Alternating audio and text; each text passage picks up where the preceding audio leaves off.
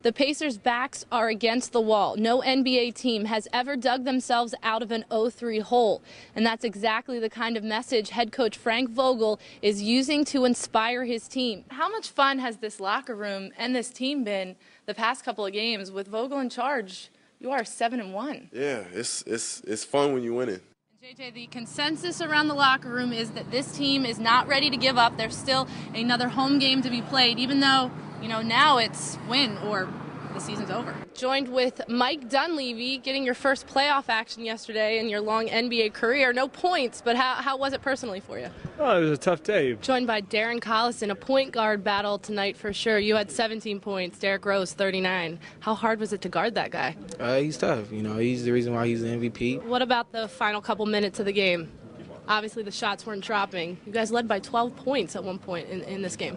Yeah, we just got to execute better. How do you continue to hold on to a lead against a team like the Bulls? You have to think, if you're up by 12, you got to keep that going, especially when you're an underdog. Yeah, obviously, we got to keep our feet on the throttle.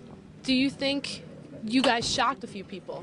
I'm sure a lot of folks out there, as an 8 seed, didn't give the Pacers much credit in this contest. I think you proved a lot of people wrong today, win or lose. Yeah, I hope so, but So now you get to bounce back. You don't have a long layoff. Game 2, Monday night, 9:30, right here in Chicago. What do you need to do differently? Continue to attack. All right, Darren, thank you.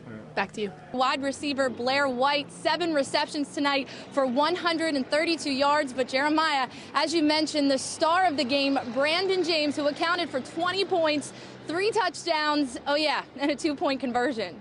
Now the Colts are in the war room as we speak, ironing out the final details of their selection. Tampa Bay on the clock, and they are picking 20th overall, so we're just one selection away from the Horseshoes' first-round draft pick. I'm here at Conseco Fieldhouse where the Big Ten tournament is going on, but that's not really what's catching the attention of the sports world because the countdown is on. The collective bargaining agreement set to expire at the stroke of midnight. Now we transition over to other teams that are looking for championships because it's not just Butler. The high school basketball scene is hot tomorrow, and our own Ken Sothman, our high school guru. The Green Bay Packers are probably one of the hottest teams in the NFL right now, at least of the Final Four left standing for a shot to play for the Super Bowl. Aaron Rodgers has been playing lights out the past 3 games. He's thrown 8 touchdowns, only 1 interception. Well, back-to-backs after an overtime game can be rough, but the Pacers could wrap up a big week with a win over Memphis tonight. That includes 2 wins over the Knicks and last night's 115-108 W against the top team in the East. That would be the Bulls. Things were not as good, though, in Memphis tonight. Early first quarter, Anderson native Zach Randolph going inside and jamming it down, hanging on for a bit. The Grizzlies go up by 9, and then they're up by 15 when Tyler Hansbrough tries to stop the bleeding. He gets the ball in the paint, and the dunk, it did a little to stop the Grizzlies. In the second, Indy native Mike Conley comes up with the steal, goes down the court, gives it to Tony Allen, lays it on in. Right now in the fourth, the Grizzlies are in control, up 91-72. About an hour north of the busy streets of Chicago, you'll find a little slice of Italy. Oregano's Corner Cafe has been serving the Hawthorne Woods area of Illinois for 13 years. The business is like a team effort for the Costanzo family. Mom Sherry and Dad Bill own the joint. Daughter Carissa is the manager, and their son Anthony pitches in where he can. I've done a bunch of different jobs. I was a busboy. I worked behind the line making salads and making food. I think I might have even been an expediter, kind of, bringing the food out and getting the food out to the right people.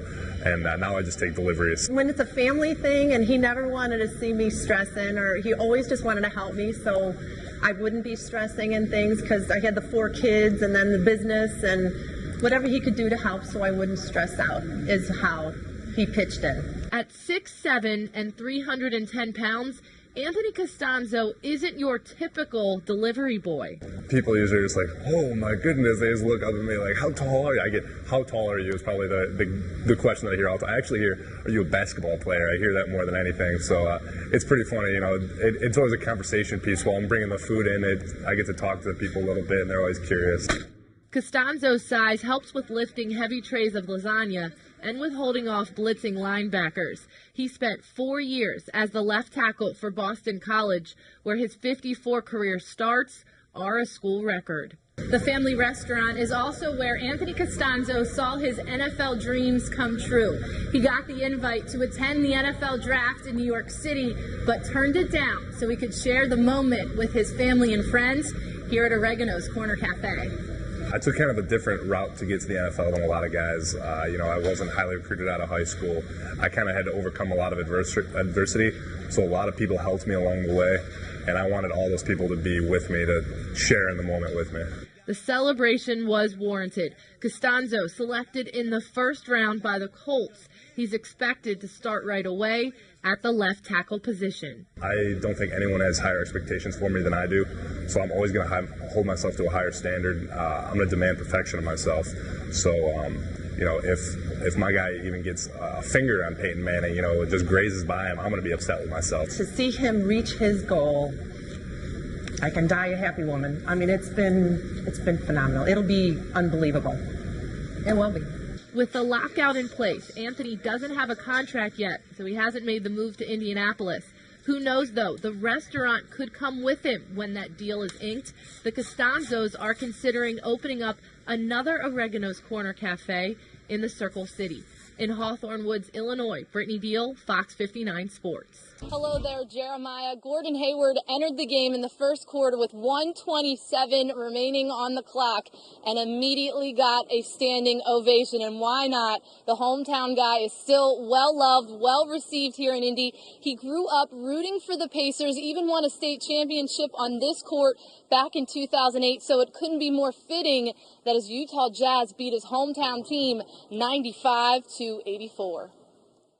It was wow. It was just wow. The crowd kind of started applauding, and it was great to be out on the court. I've watched so many games there to finally be a player at Conseco Fieldhouse in the NBA. Wow, it was great. The new-look Jazz snapped a 5-game losing streak in the win against the Pacers. Hayward didn't put up big numbers in his 15 minutes on the court. He had 2 points and 3 assists. But his first-half dunk was a pretty impressive welcome back to Conseco moment. I just tried to go up strong and dunked, I guess. I mean, it's a play that every player makes, and so it was good to kind of get the crowd going, which I'm away, so you wouldn't think that would happen, but it's fine. Hayward, not the only local product making noise tonight. Pacers forward Josh McRoberts, who graduated from Carmel, came 2 minutes away from getting traded to Memphis yesterday. He had 2 first-half throwdowns in the loss, finishing with 9 points and 5 rebounds. I mean, it's got to be weighing on him, whenever you rather be traded, especially somebody like Josh, because he's from here, it's his hometown. So I'm sure it weighs on him a little bit, but I think he'll get through it. So what hometown guy from Indy had the better dunk?